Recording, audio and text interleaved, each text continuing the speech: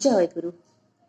ଆଜିର ଆଲୋଚନାର ବିଷୟବସ୍ତୁ ପରମ ପ୍ରେମମୟ ଶ୍ରୀ ଠାକୁର ପିତାମାତାଙ୍କ ଉପରେ କିଛି କହିଛନ୍ତି। ପିତାମାତା ତ ବାସ୍ତବ ମୂର୍ତ୍ତି। ଏପରିକି ପିତାମାତାଙ୍କର ସ୍ମୃତିକୁ ବି ଯଦି କେହି ଅବଜ୍ଞା ବା ଅପମାନ କରନ୍ତି, ତାଙ୍କୁ କ'ଣ କେହି ସହ୍ୟ କରିପାରନ୍ତି? ଯାହାର ଯେପରି ଶକ୍ତି ସେହିଭଳି ଭାବେ ହିଁ ତାଙ୍କୁ ପ୍ରତିବାଦ କରିଥାଏ। ଆଉ ତାହା ଯେତେ ଦୂର ସୌଷ୍ଠବ ମଣ୍ଡିତ ହୁଏ, ତାହା କରିବା ହିଁ ଲାଭ।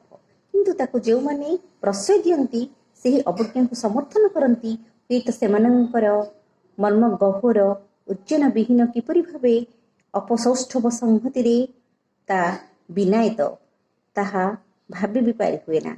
କହିଲେ ବି କଥା ତିକ୍ତ ହୋଇ ଉଠେ। ପିତାମାତା ବହୁ ହୋଇପାରନ୍ତି, କିନ୍ତୁ ପିତୃତ୍ୱ ବା ମାତୃତ୍ୱ ସମସ୍ତଙ୍କର ହିଁ ଏକ।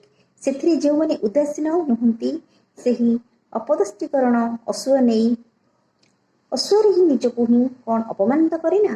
ବିକୃତ ବ୍ୟାହତ ବ୍ୟକ୍ତିତ୍ୱ ସେଥିରେ କ'ଣ କଳଙ୍କ ଲିପ୍ତ ହୋଇ ଉଠେ ନା। ଆଉ ଯେଉଁମାନେ ତୁମର ଉଚ୍ଚର ପ୍ରତ୍ୟକ୍ଷ ଦେବାଦେବୀ ରାଗଦୀପ୍ତ ଶ୍ରଦ୍ଧାରେ ଯଦି ସେମାନଙ୍କ ଦିଗରେ ନିବଦ୍ଧ ନ ରୁହ, ସେଇଟା କ'ଣ ତୁମ ପକ୍ଷରେ ଜାତି ପକ୍ଷରେ ବ୍ୟତିକ୍ରମର ବିଶାଳ ବିଷ ପ୍ରୟୋଗ ନୁହେଁ?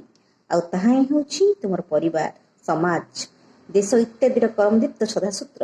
ଯେଉଁ ବିଶାଳ ଉଜ୍ଜନା ଅନ୍ତସ୍ଥ ହୋଇ ତୁମର ବ୍ୟକ୍ତିତ୍ୱକୁ ଛିଡ଼ା କରି ରଖିଛି, ତାକୁ ଅବହେଳିତ କରି ସେଇ ଅବଦଳନ ସହ୍ୟ କରି ତୁମେ ଯଦି ତାର ତର୍ପଣ କରିବାକୁ ଯାଅ, ତର୍ପଣ କିନ୍ତୁ ବ୍ୟର୍ଥ।